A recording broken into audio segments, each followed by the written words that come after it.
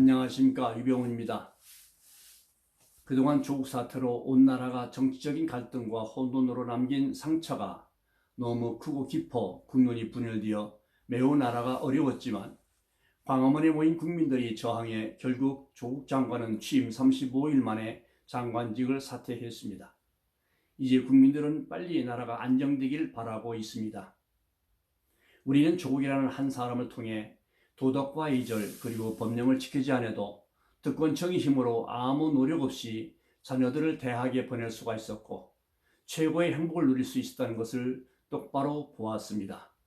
우리 서민들이 삶과는 너무나 동떨어진 세상이었습니다. 그렇기 때문에 젊은이들과 많은 국민들이 광화문에 모인 것이었습니다. 조국이 진보의 상징적인 인물이 한 사람인데 자기 이익만을 위한 이중적 이기적인 삶의 행태에 많은 국민들은 실망을 하게 되었습니다.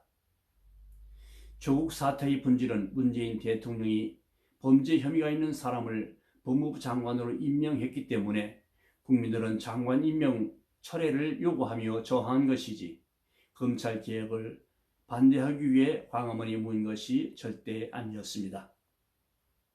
이제 조국 사태가 잠잠해지자 정부와 여당은 검찰개혁을 명분으로 공수처 설치를 밀어붙이고 있습니다.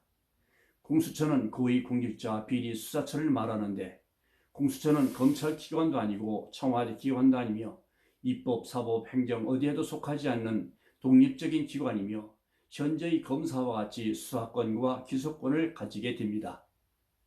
정부 여당에서 제출된 법령안을 보면 대통령과 국회의원은 수사 대상은 되나 기소할 수가 없으며 또한 공수처장은 대통령이 임명하도록 되어 있습니다.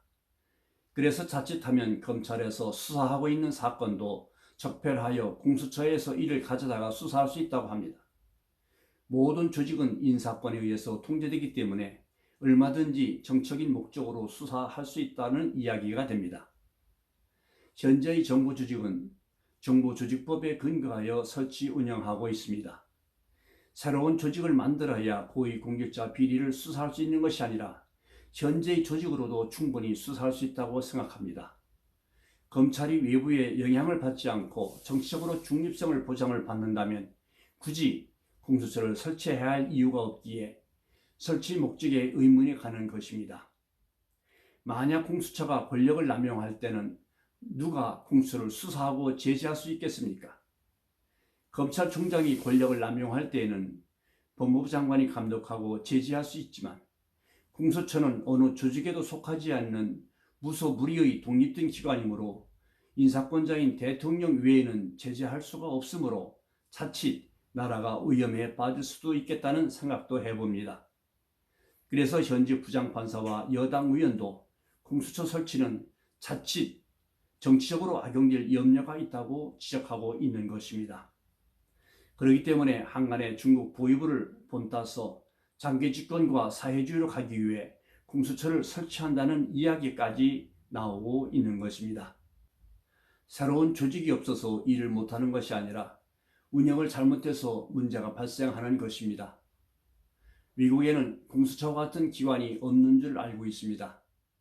우리나라는 검찰이 기소권을 독점하면서 권한을 남용하기 때문에 공수처를 설치해야 한다고 주장한다면 검찰개혁 차원에서 검찰과 경찰의 수사권과 기소권을 조정하면 될 것인데 부득이 외국에도 하나도 없는 공수처를 만드는 것은 검찰 외에 옥상옥을 만드는 것이므로 작은 정부 운영 차원에서도 공수처를 설치하지 않는 것이 바람직하다고 생각합니다.